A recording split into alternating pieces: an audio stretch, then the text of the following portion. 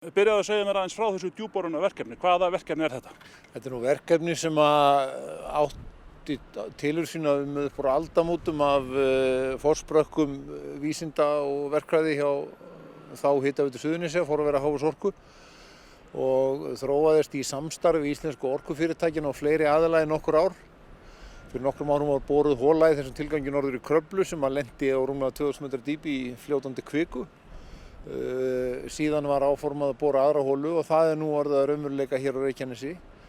Hér er hola 15 sem við köllum svo, sem hefur verið vinnsluhola fyrir Reykjanesvirkjun, var tekin úr notkun í þeim tilgangi að bora djúpa holu. Hola 15 var 2500 metra djúp. Hún hefur núna verið boruð í 3000 metra og fóðruð með stálröri til yfirborðs og steypt fast. Og ekki bara eitt stálrör, heldur fullt af leiðurum og skynjurum til mælinga og rannsókna. Og hvað er að gerast þarna niður á 3000 metrunum? Það er náttúrulega fyrst og fremst heitt berg og vökvi. Þarna er hitastig yfir 300 gráður og núna er hinn eiginlega djúpborun að hefjast. Það er að segja að bora niður fyrir 3000 metra og áformað að fara niður á alltaf 5000 metra dýpi. Og það mun taka haustið og líklega framundir hátíðar að klára það. Og hverju eigið þið von á niður á 5000 metra dýpi? Heitt og dimmt, líklega. Það er við vonumst til þess að hitastigið fari allavega á 1500 gráður, yfir 400 stig. Stóri tilgangurinn í þessu er að komast í heitara berg, heitari vökva, sem felur í sér meira orkuinnihald af því sem kemur til yfirborðs og geta þar með unnið orku á minni fleti, minna yfirborði lands heldur en hefðbundið er og þar með minnkað umhverfisáhrif orkuvinnslunar. Síðan er þetta náttúrulega líka rannsókn að kanna hvað er undir hefðbundnu jarðhitakerfi í dag. Það hefur ekki verið gert áður með þessum hætti, aldrei. Þið eigið von á því að svona hola sé margföld á við svona hefðbundna háhitaholu? Ef allt gengur á besta veg þá geti það orðið, já. Og þá geti ein svona hola unnið á við nokkrar hefðbundnar holur. En það er ósnemmt að fullyrða það, við höfum eftir að komast að því. Komið til með að tengja þessa holu þá við Reykjanesvirkjun ef að hún gefur ykkur þetta afl?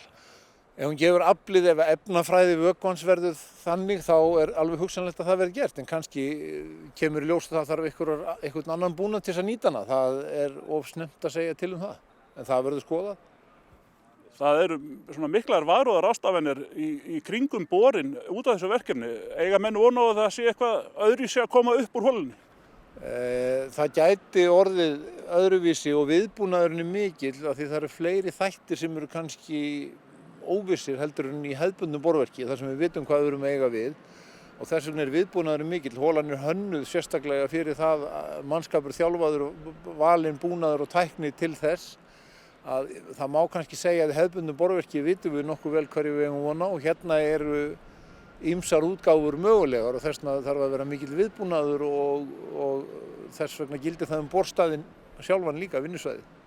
Það hafa verið að koma upp góðmálmar úr þessum fyrri holum hérna á svæðinu en svo komið fréttirnar svona einhver geislavirkni að einhverju tagi.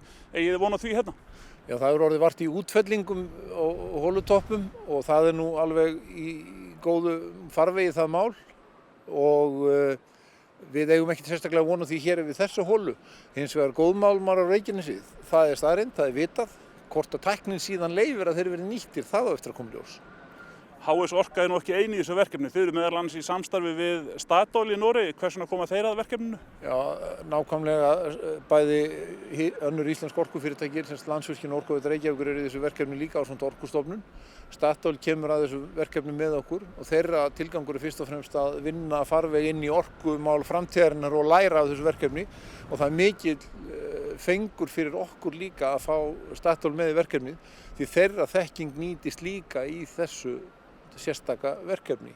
Það er afskaplega gott og þar að auki var stór evrópskur styrkur veittur til rannsókna í þessu verkefni líka. Þetta er dýr æfing. Þetta kostar svolítið mikið? Kostar vel á 2 milljarð.